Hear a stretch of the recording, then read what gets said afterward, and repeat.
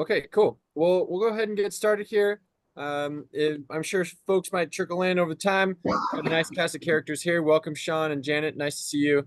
We've got a pretty cool meeting lined up for today. I'm going to go ahead and share my screen.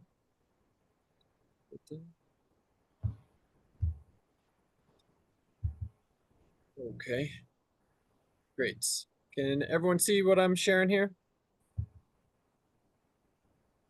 All right. Yes. Great, thank you. All right, awesome. Welcome, everyone. Just for folks who are new, this is the NSGIC 3 for the Nation State Team monthly meeting. We hold these meetings to give states an opportunity to get together, ask questions to Brian Hadley from USGS, and also just collaborate and coordinate on 3 efforts throughout the country. And then we also today have a presentation lined up from Abby Gleason. She's going to be presenting on Washington State's topobathy efforts. I know that's top of mind for a lot of folks. And although it's not going to be included in the 3D NTM DCA, still a really interesting topic that we can start targeting for the future. So as normal, we'll run through some updates. I'll share some things that we're working on from the NSGIC side of things. We'd love to hear from states and what you're doing and anything that's, anything that is pertinent to you as we either wrap up FY24 or lead into FY25 DCA process.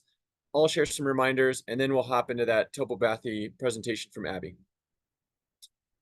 So with that, Brian, you want to kick us off with a USGS update? Sure, yeah. And so, excuse me, I'm sorry, I've been coughing the last 24 hours. The map that's up on the screen is from middle of July.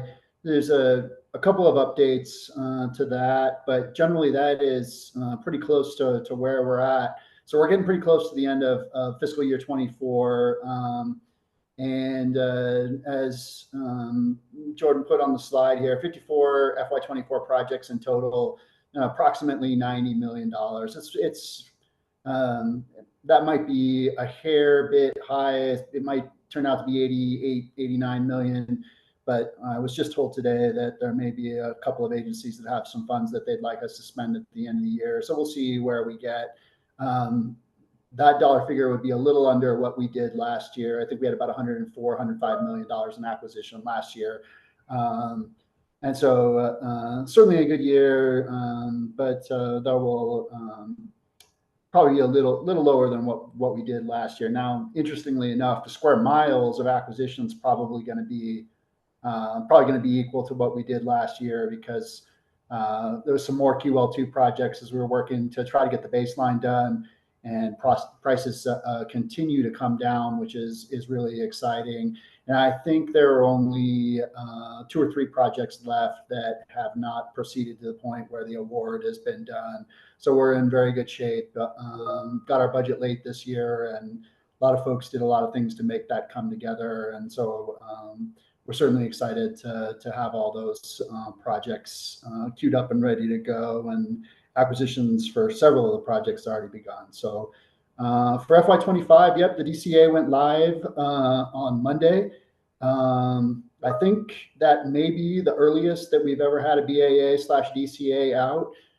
We're really excited about that because it should give folks the opportunity to propose projects that would have wintertime acquisitions.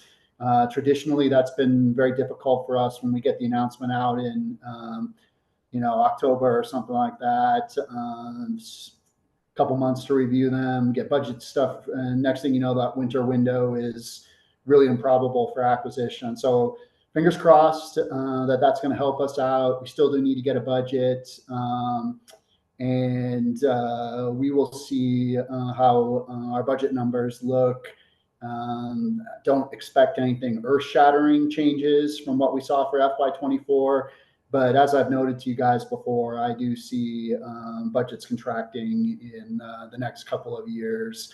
I think it's almost a certainty that we're going to see some lower numbers. So Jordan's got some deadlines up there. The initial deadline for project submissions is September 13th. We will take project submissions after 13, but priority will be given to projects that get their submissions in before that September 13th deadline. And anybody who has any questions about the DCA here in a second, I'm happy to answer on. And then, last note there. We are hearing that Congress may like to see us wrap up the baseline by the end of fiscal year 26. That's a little bit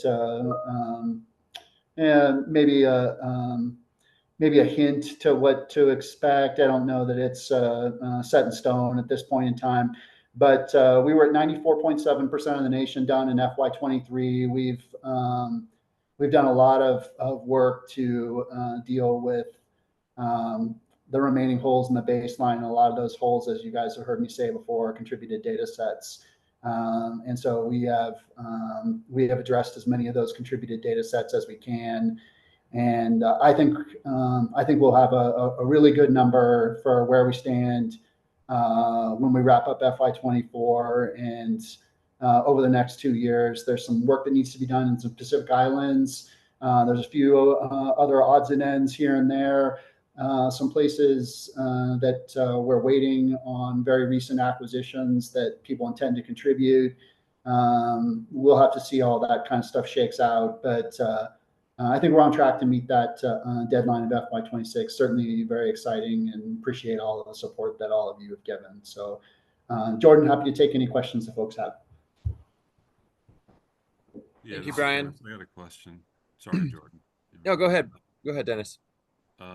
So I guess a couple things. And you may not be in a position to answer this, but you mentioned about the last point there, last bullet on your screen, about Congress funding the baseline completion by end of FY26. Do you know if that's separate money, a separate pot of money to finish the baseline versus next gen 3DEP, or is it the same money? No, Dennis, it tends to be the same money. They don't really make a distinction at this point. What we've been working very hard is to try to get all of the programs under the 3D NTM umbrella. There really isn't at this point that level of granularity that they would say X number of dollars are intended for baseline and X number of dollars are intended for next gen. Okay. And so we will certainly prioritize finishing the baseline, but I want to stress again, we are in really good shape on where the baseline is. I think there'll be expensive acquisitions in the Pacific Islands. They're going to burn some of the money, but we haven't traditionally, this program doesn't have a big history of turning people away because we don't have enough funding. So I don't know if that answers your question, but yeah, I got a follow up if you don't mind. No, fire away. On the funding part, 3D NTM is there one pot of money for 3D NTM that you can just allocate between 3DEP and 3DHP, or are there separate allocations in that particular programs? Yeah, Dennis, in that particular case, there will be a certain amount of money set aside for hydro and a certain amount of money set aside for 3DEP. And on the 3DEP side, that's where they don't really make a distinction that dollars need to be directed towards either next gen or baseline. We call that our national enhancement bucket of money, and both the programs on the 3DEP side, whether it's next gen or baseline, it's all funded out of the same bucket of money. So I know you were sort of the 3DH, and this is maybe outside of your domain with 3DHP funding, but maybe a Sue Budo question. But I guess what I'm trying to get at is, it sounds like there's no flexibility in determining where funding gets allocated based on the number of proposals you get in 3DEP and 3DHP. In other words, if you get a bunch of applications for 3D HP and there's limited funding, can you use 3DEP money to support 3D HP? No, no, I certainly, in the role that I am, won't push for that. Well, I'm saying vice versa. I mean, either direction. I'm No, saying, I would say that's very, very unlikely to happen. We really want to protect both programs. The objective would be to see that both programs are healthy funded, so that we can offer partnership opportunities to folks that are interested. I would say that it's almost like in USGS internally, what you're discussing, Dennis, is almost blasphemy. Never would happen. Not the 3DEP program is not going to give up money to Hydro. yeah. Okay. Thank you, Dennis. Anybody else have questions for Brian? Yeah, this is Shana in Illinois. I'd like to piggyback on that discussion and ask Brian, just for clarity, because my colleague is at the Magic Conference right now with a couple USGS representatives, and I think he's hearing some cryptic information about the 3DHP funding opportunity. Is it just like the 3DEP has been in that it's states sending money to partner with USGS GPSC to pay vendors to generate data? Is that a correct statement for what the new hydro money is for? So qualify that again, Sheena, with your to pay vendors. So these grants are states pooling money to send to USGS GPSC vendors or their own vendors to generate data. Correct. Period. Correct. Because USGS liaison is telling them it might be for a state to apply to get money sent back down to the state to derive hydro data out of their own LiDAR. And I didn't think that was correct. So I'm asking you. You're right. Because I sat there and went, no, myself. So thank you. It's always important to note that the DCA, so our partnership projects, as you were saying, Sheena, have two paths.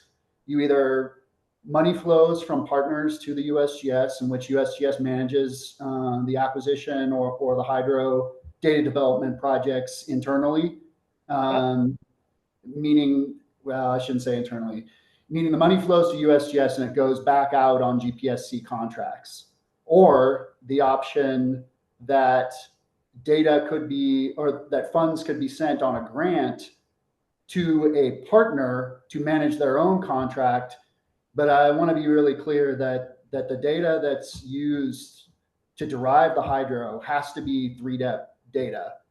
And so it can't just be, oh, we have some LiDAR data, we want to do hydro and we want USGS to fund us to do it. No, the project would have to be, would have to meet the 3DHP spec, and the data used to derive the hydro has to be 3DEP data. And even more specifically, it's important to note that the data has to be done and pass validation. There are a lot of folks that seem to be interested in, well, we hear that this project, this LiDAR project's almost done, or this LiDAR project got started, or we want to do a LiDAR project concurrently with the hydro project. And that isn't how it works. The 3DEP data has to be existed and validated. Does that? Assuming the LiDAR data is 3DEP data, it's still funding either funneled towards USGS to pass to vendors, or funding from a specific federal partner to a state in certain instances to make 3DHP compliant data. So that entity would have to prove that they understand what 3DHP compliant data is. Yeah. It's not for a state to learn about 3DHP compliant data. No. This is a production. This is not a research and development. This is a production mapping national production mapping project or programs. And so just to also be clear, in case there was any, like, if I wasn't making it completely clear, this is, I don't think, and you know, we could certainly run some of these questions for you know, truly definitive answers by Subuto, but I don't think what the idea of money flowing from USGS to an external partner isn't for that external partner to do the work themselves. They're going to need to send it out to a vendor that's qualified to do hydro, specifically 3D HP data development. And so I wouldn't want people to be confused by the notion that, oh, we're awarding grants to folks that don't have experience with 3D HP data generation. I really, yeah, I appreciate you finding this out, because my response was no, but I couldn't articulate it. No, you're right, I Gina. do appreciate that. You got it right. Yeah, so we do have 3DEP compliant LiDAR. We do have existing vendor agreements that are surged within procurement guidelines within the state, but it's not to support our staff to do that. And now I can say that clearly to them, and I appreciate you laying that out, because it's helpful for me. No, what you just said is exactly right. I think it's great that you guys have a contract mechanism. If a partner in your state wanted to use your contracting mechanism or their own contracting mechanism to fund that's totally reasonable, and something that the program acknowledges is an important path towards the data acquisition and data development. Thank you very much for that. And not to be annoying, but I have you and Jordan here, and I'll just say my name is Shayna. Oh, Shayna, I'm sorry. You're not annoying at all. Beethoven. So thank you very much. It's good. My apologies. Yeah. Thank you, Shayna. Appreciate that a lot. Anybody else have any questions for Brian? And I'm going to work with Phil and Linda to get a link to the next 3D HP state team meeting as well, because I know Brian can answer as much as he can, but Subuto is definitely the authority there on the hydro side of things. But if you have any 3D EP related questions for Brian, we have a little more time for that. All right, cool. I don't see any. Feel free to raise your hand at any time or drop something in the chat if you need to, and we can come back for that. All right, on the NSGIC side of things, working on a few different things, primarily working with the hydro team, Linda and Phil, on getting a 3D NTM planning guide out that brings 3D EP and 3D HP into one planning guide to help states strategically align both of those efforts. We have a draft in development now, and we will be presenting that in a workshop fashion at the annual meeting. So looking forward to getting some feedback, making sure that we have what's important to states included in that document to make it even more valuable, or as valuable as we can. To reiterate some of the prongs of the 3D EP for the nation efforts here, I've got that one pager out there to raise awareness and provide information around what 3DEP is and why we need next generation 3DEP. So I'll have those printed front and back for the conference as well. So just in case you wanted to take a handful and share them with folks in your state, or even just copy them and distribute them to whoever might find that information useful. I'm developing a new 3DEP for the Nation Hub. It will resemble the 3D HP for the Nation Hub that Phil Worrell did a great job putting together. And the idea is both of these programs are under that 3D NTM umbrella. And so we want to have similar branding, but also a distinct flavor. So hydro is going to be blue, 3DEP we're going to keep as these shades of green, so that you can recognize that they're similar and within that same 3D NTM brand, but their own distinct things. And then this is a very long sourcing compelling use cases. I'm constantly on the lookout for compelling use cases. We heard from Chuck Knox about his use of 3Dep data in oil and gas exploration last month. I am also working with an individual who uses 3Dep data for street lighting analysis to help reduce, impacts of street lighting and maximize safety in urban corridors. So that we should be presenting in the next couple of months here as I get that together. But always on the lookout. So if you hear of any compelling or interesting use cases, please send them my way. I'd love to add them to our catalog and showcase how people are using this incredibly valuable data. And then the long-term project is how can we get a more robust quantification methodology out there to really understand the value of 3Dep data and its impact. Last but not least, from NSGIC side of things, I've been working with a few state GIOs. We created a working group to organize state LiDAR and imagery into state profiles. This is based off of a few discussions on the My NSGIC forums. And so we'll build on the previous survey that was released in 2021 and hopefully enhance that and get the reach out a little bit more so it becomes a more accessible and practical use for states to coordinate and help with their advocacy so they can show, their funders or constituents, here's what we're doing and here's what others are doing and how we align with them. Any questions on what we're up to on the NSGIC 3Dep for the Nation side of things? Comments, feedback? Cool. All right. As always, we got a couple of chats here. Let me see what's going on here. Oh, cool. Thank you, Shayna, for including some use cases.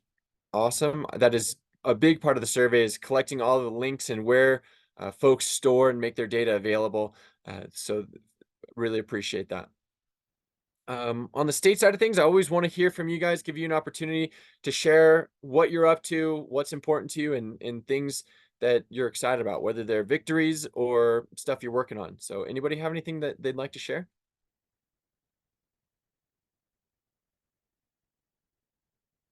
All right, cool. Well, hopefully you all, you're putting together those DCA proposals. The deadline, actually, I'll do that in the reminders. Just a little bit more on that profile survey.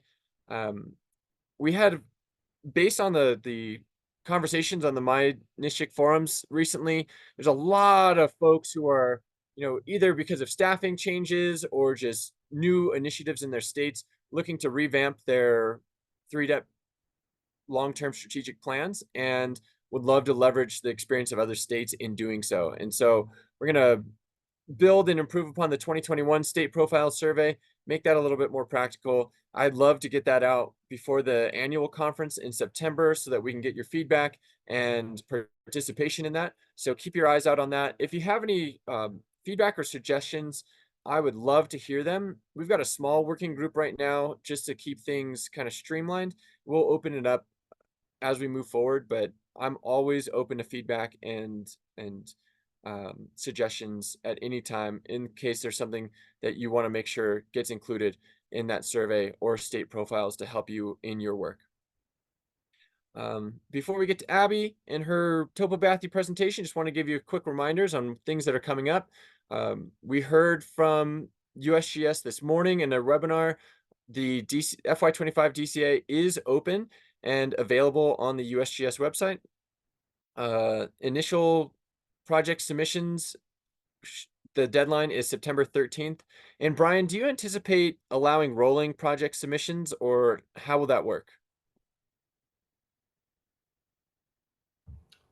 So traditionally what we do is we leave the DCA open for the majority of the year. This year we closed, I think, on June 1st, if I recall correctly. Certainly give or take a week or so. I think it was June 1st though.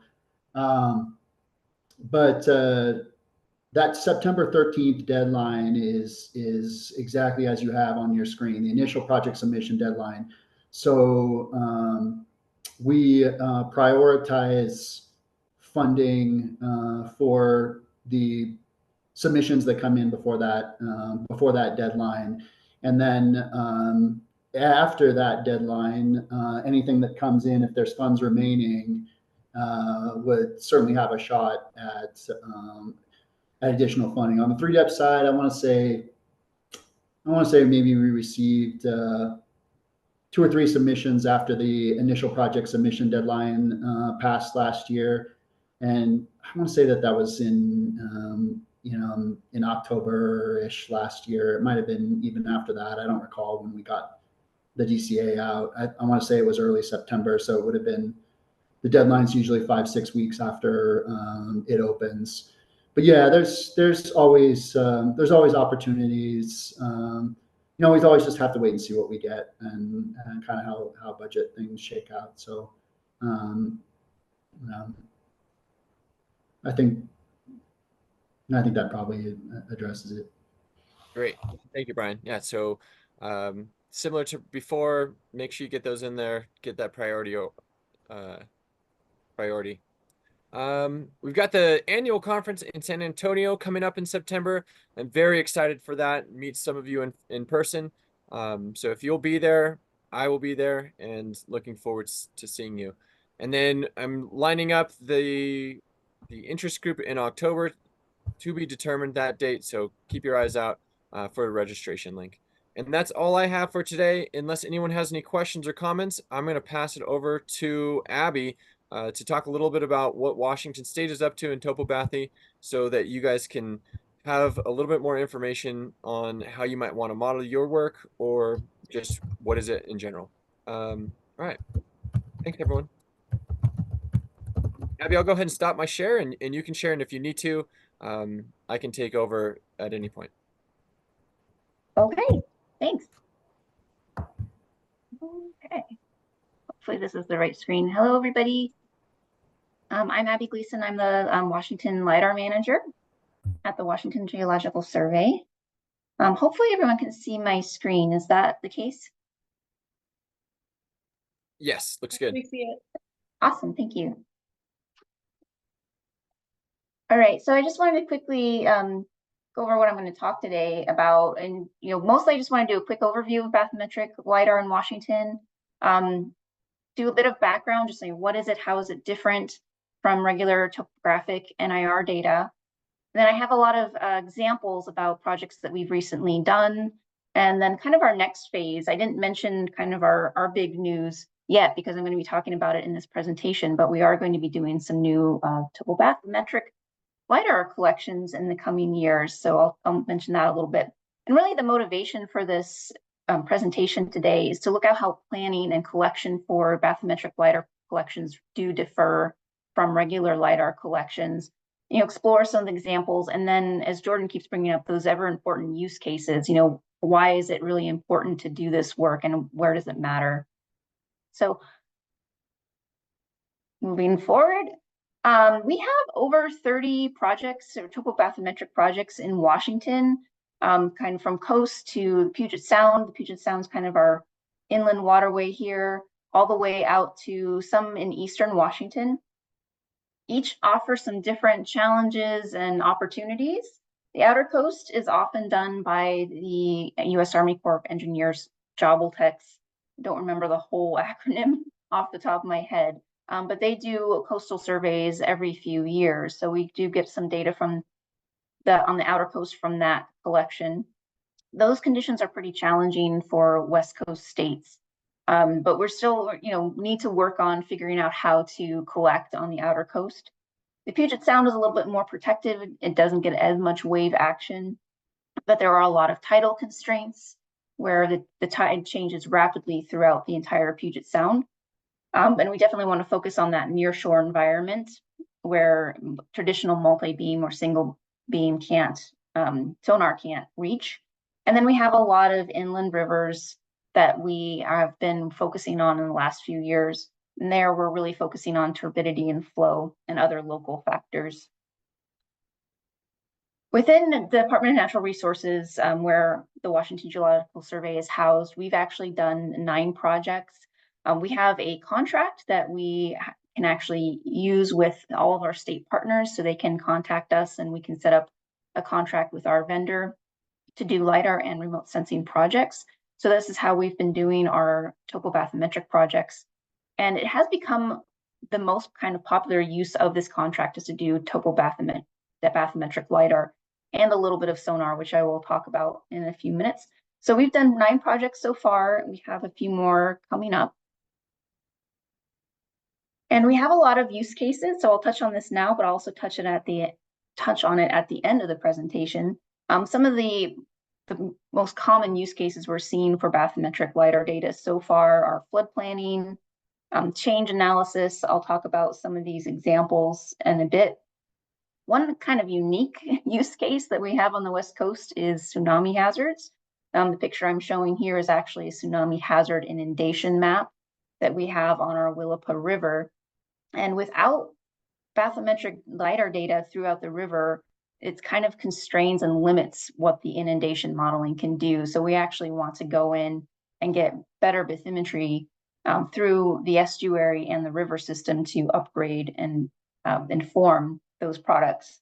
We have a lot of flow modeling use cases, channel morphology, and restoration activities for our state with particular regard to salmon is really becoming more popular, more prevalent of an issue that we're addressing with topobathymetric LiDAR. Okay, so this is the section I'll go a little bit more in detail about what bathymetric LiDAR is, how it's different from regular LiDAR. First off, it uses a different wavelength of light. It's in the green-blue wavelength, so it actually penetrates the water. This little image on the right here is an example of that. And because, water refracts light, you have to compensate for that. So you're actually flying a red sensor, an NIR sensor, and a green sensor on the same plane. The NIR sensor is actually measuring the height of the surface of the water. And then you can use refraction algorithms to compensate for how deep the water is and how, what that does to the return of the green wavelength as it comes back. So we get our altitude H from the red or NIR light laser, and then we get our water depth D from the green laser. The water column, of course, also scatters light. And so we're actually, when we're considering bathymetric LiDAR collections, we're really considering how to reduce that scatter of light.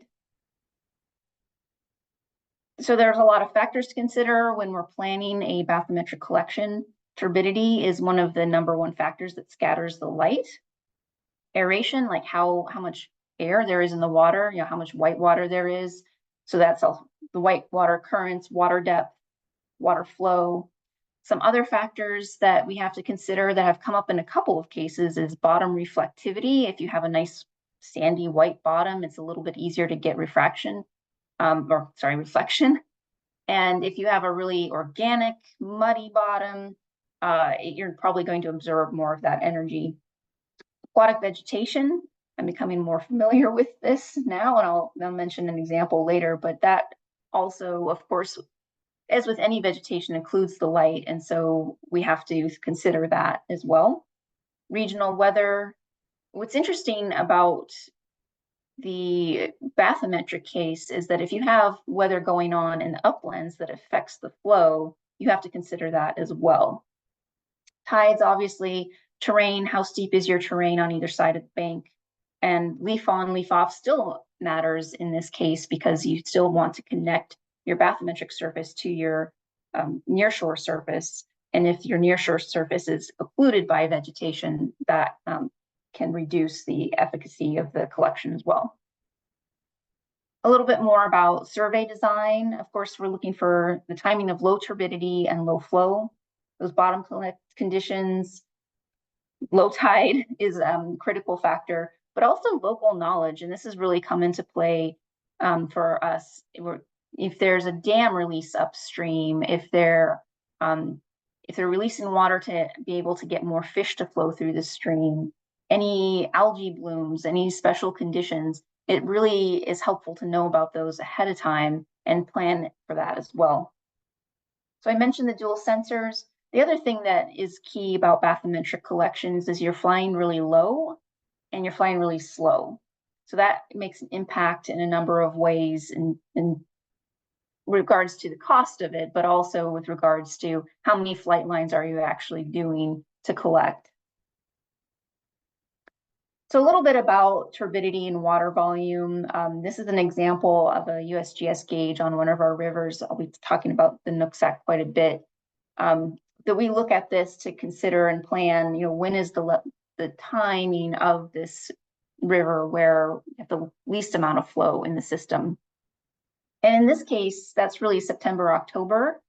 I'll talk about, other considerations as well on this river, but we're really looking at these flows a lot when we're planning these collections. Of course, the other one is turbidity. We are definitely targeting what's called less than 10 FNU or NTU. That stands for this fun acronym here, formazine nepherometric units, where that's measuring the turbidity in the system. And we really want to minimize this as much as possible. It's not necessarily the full story of how the conditions are on the river. So having someone being able to actually go out and look at the river within a few days of when you're planning to collect is also a really great idea. Everyone might be interested in, okay, after you've planned everything, you collected everything, what kind of results might you expect? The question I get all the time is, how deep does it actually measure?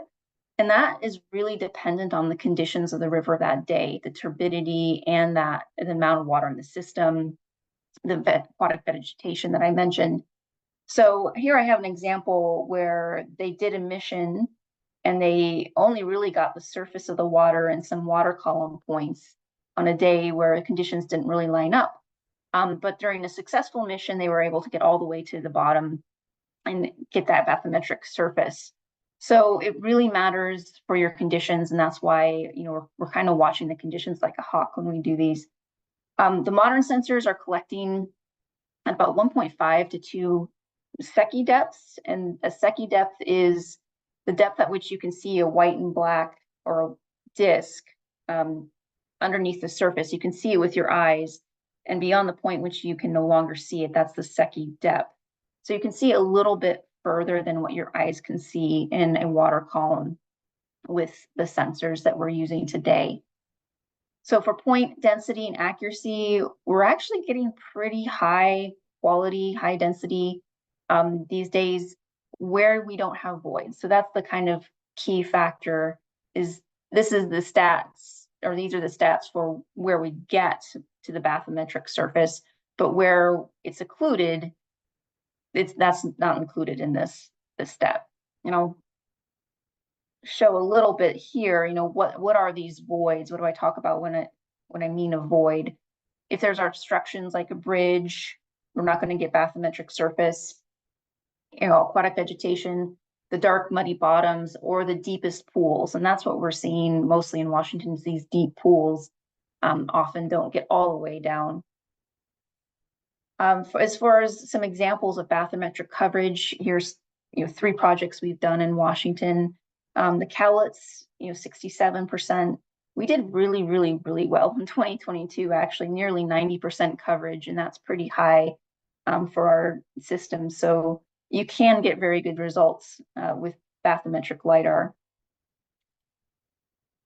Completing the coverage, it depends on your use case. If you just need the general bottom or the general flow, the void might be fine. But if you do need to completely collect bathymetric bottom, oftentimes you're going to supplement it with sonar data. So you can choose either multi-beam or single beam. These are launched from boats, and that's going to fill in kind of as I've shown here, where you have the LiDAR, but you have these voids, and then you have your sonar that are infilling that. And it's pretty much a straight integration from DEM. So you have a DEM bottom from your sonar, you have a DEM bottom from your LiDAR, you integrate these together, and you get kind of a full surface. You have more considerations with sonar, less about turbidity, but more about navigation. Can you get the boats in there? Where do you launch them from? What kind of sensor are you going to use? And aquatic vegetation still matters for sonar. So if you are in a system that has that consideration. You have to consider at what point is the aquatic vegetation the lowest. And then you can also do manual transects, but that is definitely more involved. So as far as deliverables, there's a couple different deliverables that you're going to receive with a bathymetric project than you do with a typical NIR project as well. You're going to have point classification. So your bathymetric bottom, your water column, and your water surface are all going to be classified within the point cloud. For the DEMs, you're going to get a couple different flavors. You're going to get a void clipped product where you didn't get any bathymetric bottom, and that's clearly shown in the DEM. And then there's also an interpolated surface that we received as well that kind of fill in those gaps. For those of you who are used to intensity, we actually also, when we do our projects, we get two different flavors of intensity. We get an NIR one from the NIR sensor that's flown, and we also get a green one. And then as you can see, they actually show some different information there. And in terms of what vectors we receive, we do get a void shape file, so it clearly delineates where those voids were. And then also when we're doing a sonar collection, we're going to get a sonar coverage shape as well to show clearly where the sonar was filling in. And to go over costs, I feel like I always have to talk a little bit about this and be quite upfront about it. It is quite an expensive product to do still. The costs are higher. It's more complicated, and there are a lot of reasons why. Usually rivers are a much smaller area, so you're not getting that economy of scale that we typically see with traditional NIR collections. We do need to fly low and very slow, so that's using more fuel and more time. The flights need to follow the terrain, so if you have pretty steep terrain and you need to be pretty careful with how you're flying, that can dictate how your flight lines are arranged and how your flight plan comes together, so that can also incur some more cost. River systems are usually complex. Rivers flow and bend and twist and turn quite a bit, and so that also kind of compacts your flight lines, and you have a lot of flight lanes this way and then a lot this way, and so that makes a lot of turns and more fuel usage and time as well. As I've mentioned, if you need to complete it with sonar, obviously you have to make a choice between what kind of sensor to use, but also if it's not an easy to navigate river, that can also incur some cost. So I have some example ranges here with just bathymetric LiDAR only and bathymetric LiDAR plus sonar that we've realized in Washington. And as you can see, it is a much more expensive type of project to do. All right, on to some project examples. We've been doing this since 2018. One of our first projects was on the Cowlitz River, which is a tributary that flows off of Mount St. Helens. So it's a glacially fed system. It also, some tributaries come from the Mount Rainier area. So we had to be very mindful of that, when we have glacial till and glacial flow entering the system. So we actually collected this project in April to account for when ice and snow would be locking up the most sediment, rather than having it being melted out in September and flowing into the system. So that was kind of an interesting timing consideration that we had to do. It also maybe kind of impacted the amount of bathymetric coverage that we got, because the lowest flow times usually are in September, October timeframe here in Washington. So that was kind of a challenging project to do just because of the timing, but this was really done for flow modeling and channel morphology, specifically kind of more around salmon restoration considerations. So we've done a couple more projects since then. Antioch River, which is in eastern Washington, and it's a tributary of the Columbia River. We did this one mostly for restoration modeling and fish habitat. Again, that's been a really big issue here in the West, and so that's societal impact. So this was just bathymetric LiDAR. Again, we had a bit of a timing issue. We had to collect it at the same time that our partner was collecting field measurements, so that they could directly correlate that to the measurements in the LiDAR. We did hit that. It was in September. September, as I mentioned, is kind of our low flow time here in Washington. So we actually got really, really good bathymetric coverage. And this was a very successful campaign that was actually followed up with thermal IR the next year to track, what the temperatures of the inlet streams were and how does that affect the temperature of the overall system. And eventually, how does that affect where salmon can reside. This is the example about aquatic vegetation. This is the first time I've really seen this be a big factor here in Washington, but it's certainly been a very, very big consideration for us, is the stargrass, that it's growing very, very well in Yakima River. So mostly we've had to consider dam releases, aquatic vegetation, flow on this river. We're in a bit of a drought in eastern Washington, so we have really low flow, which is impacting the sonar following this up. So all of those things have come together to make a bit of a perfect storm for this one. But what we really have had going for us for this project is we have had a lot of great local experts who've been on calls, figuring out what to do. And we've had our sonar team kind of coming up with an innovative solution on the fly. So there's just been a lot of collaboration and local knowledge that has gone into this project. The Nooksack River, this is becoming our most popular river to collect actually here in Washington. We've done it twice now. And I'll go over the reasons why. This is a very dynamic system that changes from year to year. And so there's been a bit of an issue with the sediment coming down off of one of our 5 volcanoes, Mount Baker, and off of the glaciers in the North Cascades. A lot of sediment is coming down. It's changing the dynamics of the system, and it's producing some flood effects each winter. And this actually can back up and affect the border with Canada as well. So it's a pretty interesting and complex issue. And what's another thing that's interesting about this system is it flows all the way from the mountains to Bellingham Bay, the Puget Sound. And so we have to consider both tidal conditions and inland river conditions. In 2022, all the factors came together, even though we did this project in winter time, and we actually got nearly 90% coverage here. And the reason we did this in the winter time actually is to kind of consider that tidal condition.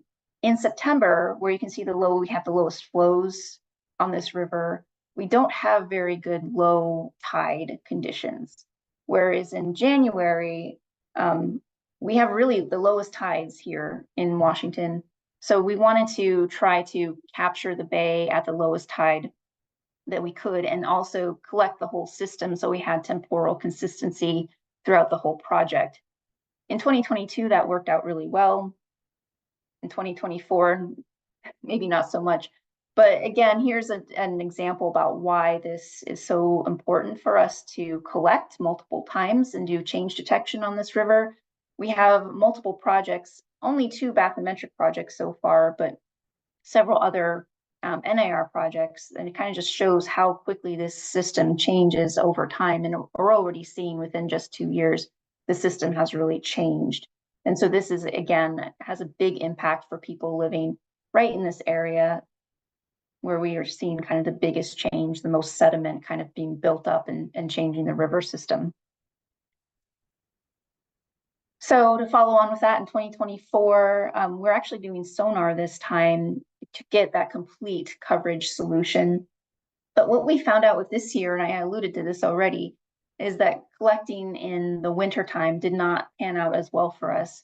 The turbidity was just a little bit outside of what our threshold, or 10 FNU threshold. So we went ahead and collected it, but we only got 60% coverage. And this was, huge change from what we had done just 2 years before.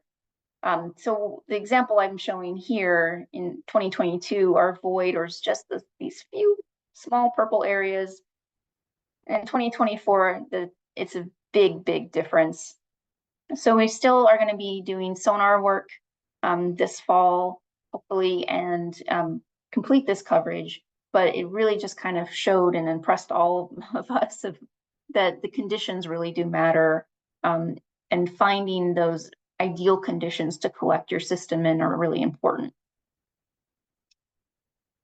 All right, so just to kind of wrap everything up, our successes and learnings so far, we've really want to define success, with our partners. Do you need all the voids covered or not? And is some void okay? What do you really need? What is your end product? The local knowledge from local experts is really, really key. And so we want to keep that in mind as we're moving forward to kind of find those local experts to help us figure out when the best time and what the best conditions are for each system. Each system is very different. Again, turbidity, flow, timing, all of those make a really big difference. Regional weather effects, as I mentioned before, if it's raining or snowing up at the headlands, it can affect the system even further down. Usually there's about a day or so gap. So that has, and sometimes helped us out because we know, like, okay, we have about 24 hours before this affects us downstream. And sometimes that system's a little more dynamic and changes faster. Sonar, it is expensive, and it's important to evaluate the requirements pretty carefully. And what we found is, often we have been quoted multi-beam, but single beam is really all that we need to actually fill in the gaps and have a complete coverage that for our use case. Moving forward, and I mentioned this a little bit or alluded to this, we have received a grant from NOAA, which was part of the Climate Resilience Regional Challenge. We were just found out, I think it was last week, that we were accepted for this project, and we're pretty excited. It's a big state proposal that we put in with lots of different state participants. And our piece was to collect topobathymetric LiDAR data and sonar, if needed, on 6 river systems, really focusing on geologic hazards such as tsunami hazards, flood hazards, any climate change, and salmon restoration, habitat restoration considerations.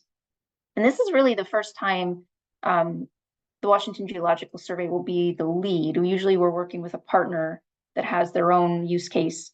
And this will be the first time that we're doing our own kind of project. So what's interesting about this is we're not the local experts. And so we're really starting to figure out, who can we reach out to, who can we ask about the local conditions on these systems, because that has really become such a big, important factor in these projects. And we are hoping to start work in fall. We got the notice a little bit late for that. The best time to collect on these systems generally is late September. So we're going to be kind of working really hard to get this going. Kind of in summary, I wanted to kind of go over, like, it's very expensive to do, and success can be a little bit variable. I wanted to show you kind of our successes and our not quite successes yet, to show you the variable experience that we've had. So, but basically I wanted to come back to, those use cases. Why do we really want to do this? Why do our partners want to do this? And that is where the payoff really is. And we keep talking about it in this forum, that we really need to hone in on these use cases so that we can advocate for the work. Our biggest use cases really have come down to areas where there are really big ticket projects or investments going on, such as that sediment transport in the dynamic river that really has an impact on flooding into particular communities, or salmon, which is a very big societal impact here in the Northwest, or tsunamis, hazards. Of course, that has a lot of societal impact, or dam reconstruction, removal, and monitoring. Those are all kind of big projects. They have a lot of investment into them. And so really putting the forward investment into topobathymetric LiDAR and sonar makes a lot of sense to make sure that your planning and construction and all of your considerations downstream go as well as they possibly can. So that's, I guess, what I can say with our use cases is that really pays off in a lot of those projects to have done this level of work upfront. And with that, I think that's all I had. And I know we're about a minute over where we wanted to be, but if you have any questions, I'd be happy to answer them. And always, you can email me or call me. I'm happy to talk about the work we're doing in Washington. Thanks. Thank you so much, Abby. Awesome presentations. Really cool to see what you guys are up to. Does anyone have any questions for Abby? It's like we have.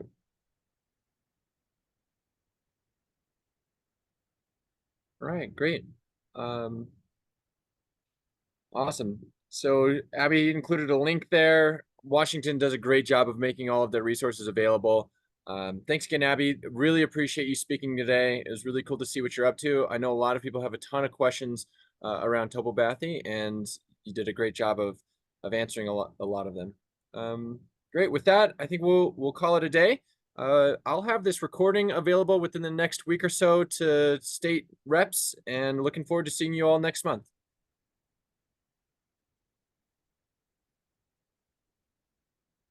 Hey, thanks, Excellent. everybody. Just want to say thanks. That was great, Abby. Thank you.